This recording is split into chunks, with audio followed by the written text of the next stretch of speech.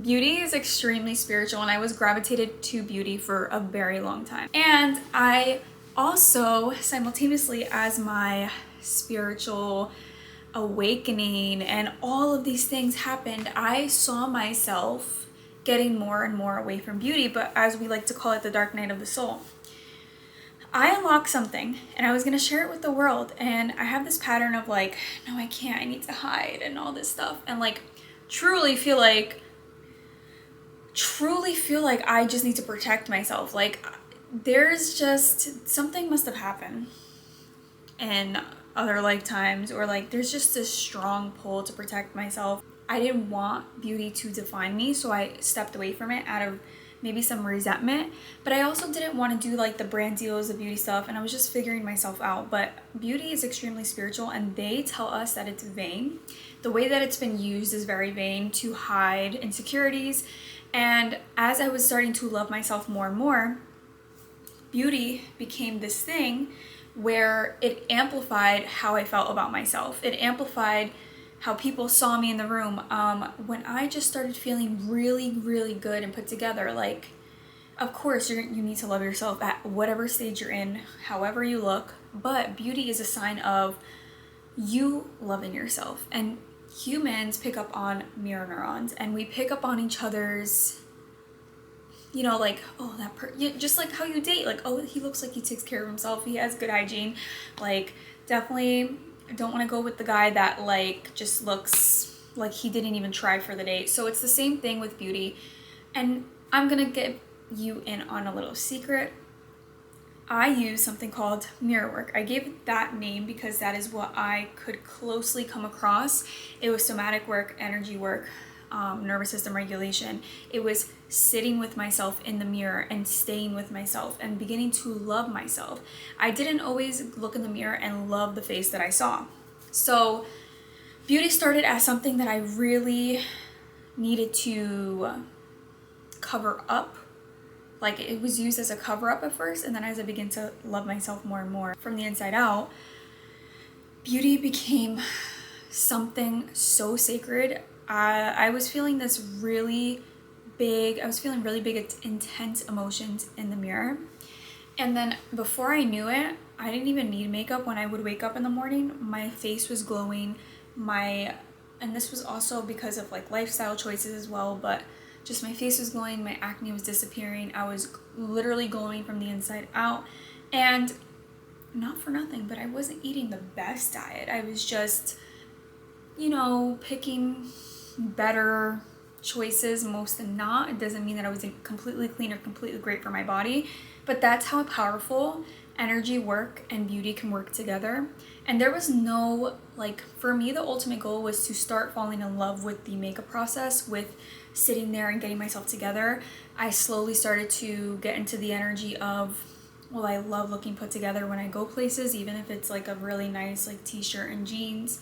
And yes, I had to unlearn some of the external need for it, but I did too get caught up in the, well, I don't really love myself if I love beauty and I love to get dressed up in a way that makes me feel good, and like I'm doing too much, or I'm not that now, I'm the spiritual coach now. And listen, we all have to go through certain phases of our life, and we kind of resent the old versions of us that depended on things, but we don't realize how much mirror our portals. So what was happening was I was beginning to amplify the feelings of how I felt about myself because I didn't realize that mirror work portals. This was something that was like a remembrance. I didn't even know it was called mirror work until one day I started seeing it on my For You page, and it was very random. And I feel like whatever you like, I really want to listen. As I was beginning to love myself, I did do expressive things. I made sure I was put together. I always had my makeup done. I always made sure that my hair was done, and I took a lot of time on beauty.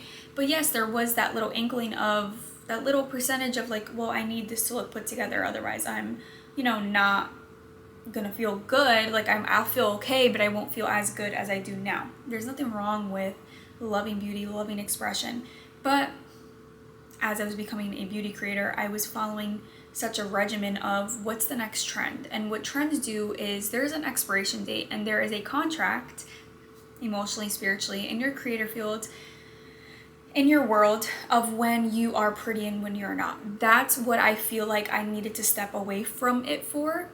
I also was spending a lot of money on beauty. I was spending a lot of money on a lot of external things to make me feel better, and I really had to feel what it felt like to not have those things. And that's when you find out the truth about yourself. So am I sad that I gave up beauty? Sure. Am I sad that I didn't like make sure I was put together? Because completely different person. Like, I moved out of my hometown, I moved out of that atmosphere, I moved out of the beauty creator space, completely dark night of the soul, isolation period, hiding, and not knowing what to say or do, and not wanting to take action on things, and not wanting to be the same person I was, because I was just, I have to be that 1% better, which is a great mindset, but it's not a great mindset if you're kind of dogging your past, you're kind of dogging beauty. Well, it's superficial. Well, it's this. Listen, I'm all for like natural beauty, because like literally I truly feel like energy work, mirror work made me look snatched, made me look younger, made me look like I was glowing from within, and it made me feel really good. It made me have my confidence levels, because I didn't grow up with people really guiding me toward that process of that you're beautiful no matter what, and it's all about what's from within. Because when you are glowing from within, when you're losing the weight, when you are going through really hard things, you're going into the feelings and you're loving yourself and expressing yourself for who you are, it's not going to feel like anything's working, because that's painful. It's easier to go get Botox, it's easier to go get any procedure or any book a flight and go out here and have like just this life that looks good on paper. So as you can see, like, beauty is in everything. If you can see the beauty in life, you can see the beauty in the sunset, you can see the beauty in the little things, appreciate the little things, and already know that you are already, like, that's the embodiment part of it. And actually, when you learn to love yourself, you don't have to try to embody things. And I have another video coming up where I literally went to sleep for like 16 to 19 hours, maybe more, because of sleep deprivation. And I had the most insane download about what this collective, what the people that are watching me are, what it's our time to do. Like, I feel like I need to share it. So here I am, like, this is one of my favorite corsets, but I also live in a climate that's really fucking hot. So like, it's easy to just put on a tank top, put on whatever. But when I was in a state where they had so many seasons, there was so much to choose from, and it just was easy to keep spending my money because I felt like I needed it. Now I am slowly changing my tune. So what I want you to get from this is, I don't want any of you girls to, like, if you love a trend and you want to partake in it, fine, but don't mesh yourself with that trend. Don't express yourself according to life standards or the patriarchal standards. Do it because you really, like, for example, like, this corset is very, like, I never knew that I loved gothic and dark colors. I love beautiful bright colors too, but like, for me, like, I love this dark feminine vibe, and that's why I always loved eyeliner. And this is one of the first days that I have put on eyeliner in so long. I didn't go all out because I need to clean my beauty room. Like, my shit has not been together in that department with really making sure that I feel good, even though I may not be doing anything exciting in this part of my life. And it's been all like reflections, obstacles, and what the fuck am I gonna do? And my identity was a beauty creator for so long, but now it's learning to just embody a person who loves herself, that puts herself on a schedule, structures her life, does not allow any external factors make anything about her. You do that, you'll have opportunities that you didn't even know you were manifesting, that were waiting for you to be an energy match to. That God, your universe, the source, higher self, whatever you resonate with, were waiting, just your creator field was waiting for you to become an energy match to. And you look good, feel good, you build that confidence. And eventually, like, again, you're like, oh my God, if I partake in beauty, or if I always look put together, it's like a lot of work. And well, yeah, because you're programmed to not think that you're worth the time and energy, and that's realistic. What is more important? And in reality, a lot of us are in survival mode where we have to send out this email, we have to do this.